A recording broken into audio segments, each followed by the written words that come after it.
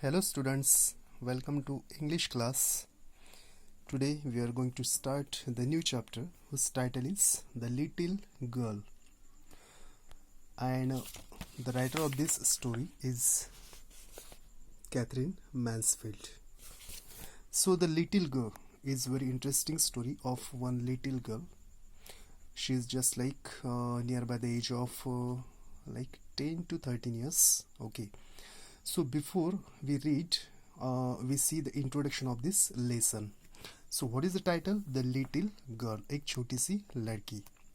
Before you read, do you feel you know your parents better now than when you were much younger? Perhaps you now understand the reasons for some of their actions that used to upset you earlier. क्या आपको ऐसा लगता है कि आपके जो parents है जब आप बहुत ही छोटे थे या छोटी सी थी तब से अब बेटर है, तो आप कैसे महसूस करते हो? Perhaps you now understand the reasons for some of their actions that used to upset you earlier. तो शायद ऐसा भी हो सकता है कि आपके जो पेरेंट्स है पहले आपको गुस्सा या आप उदास होने वाली हरकतें करते थे, लेकिन अब आपके साथ अच्छा बर्ताव करते हैं. This story about a little girl whose feelings of her faith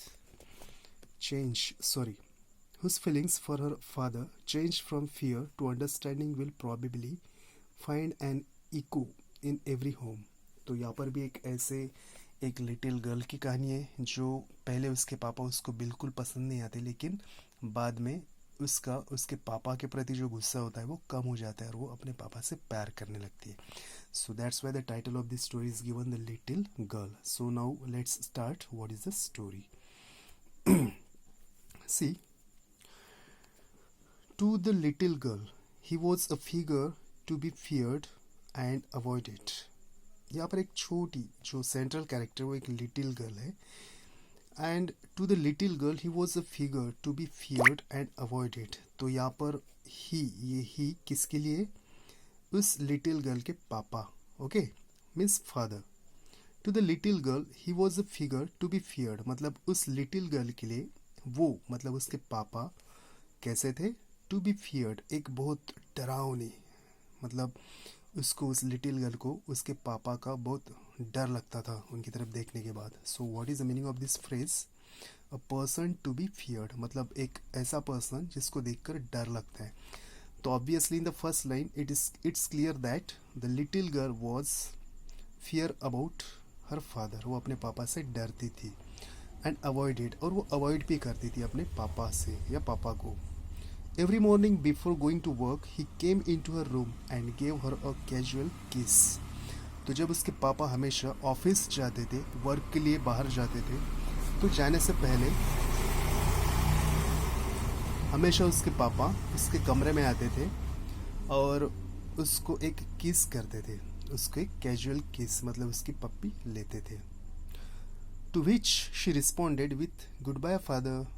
तो हमेशा वो अपने पापा को कहती थी good bye father, good bye papa. And oh, there was a glad sense of relief when she heard the noise of the carriage growing fainter and fainter down the long road. And जब उसके पापा उस कमरे से चले जाते थे, कमरे से बाहर निकल आते थे, और बाद में जब अपने व्हीकल से गेट के बाहर, कंपाउंड के बाहर चले जाते थे, और उनके व्हीकल का जो साउंड जैसे धीरे धीरे कम कम कम कम होता जा रहा था, तो वैसे ही वो बहुत ही रिलीफ होती थी. उसको बहुत अच्छा लगता था, अच्छा महसूस करती थी कि उसके पापा भी यहाँ से चले गए. वो काफ़ी खुश हो जाती थी जब वो सुनती थी क्या, उनके पापा के व्हीकल का जो आवाज़ साउंड था वो कम कम कम होता चला गया. कम होना मतलब वहाँ से दूर चले गए वो. Okay, so she became very glad. Noise means sound, and carriage means transport, जिससे वो जाते होंगे, वो व्हीकल हो, कार या फोर व्हीलर हो या टू व्हीलर हो.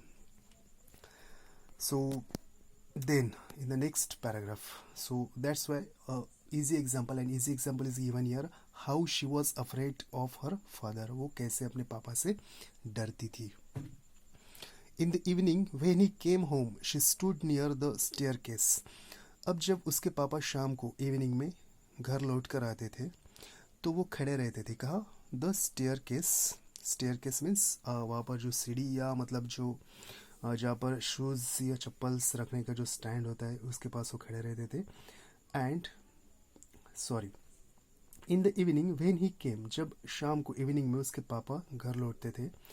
So she stood near the staircase, तो हमेशा उस स्टेयरकेस मतलब सीढ़ी के नीचे खड़ी रहती थी. एंड हर्ड, वो सुनती थी हिज लाउड वॉइस. किसका लाउड वॉइस वो सुनती थी? She heard the loud voice of her father in the hall. Hall में उसको अपने पापा की आवाज़ सुनाई देती थी. तो क्या कहते थे उसके पापा? He was telling that always, bring my tea into the drawing room, मेरे लिए चाय लाओ मेरे ड्राइंग रूम में. Hasn't the paper come yet, क्या अभी तक पेपर नहीं आया हुआ है? न्यूज़पेपर नहीं आया हुआ है अभी तक? Mother, go and see if my papers out there. तो उसके पापा अपने माँ को मतलब इसके दादी या नानी को कहते थे, go and see if my papers out there. माँ आप जाइए और देखिए कि मेरा न्यूज़पेपर वहाँ पर पड़ा हुआ है बाहर. And bring me my slippers, और मेरे लिए मेरे स्लीपर्स भी लाओ. So this voice was always listen by little girl when her father came into the house from the work. Kezia, mother would call to her. So here name is mentioned here. What is the name of that girl? That little girl's name is Kezia. Okay.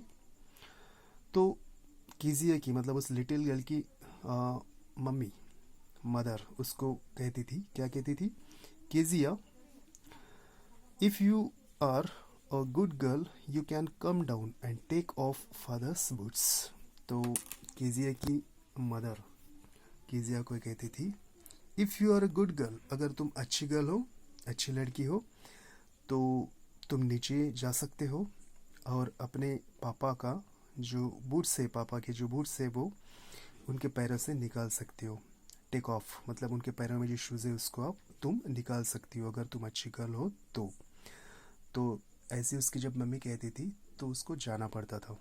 Slowly the girl would slip down the stairs, तो वो हल्के से धीरे धीरे उस सीढ़ियों से नीचे उतरती थी.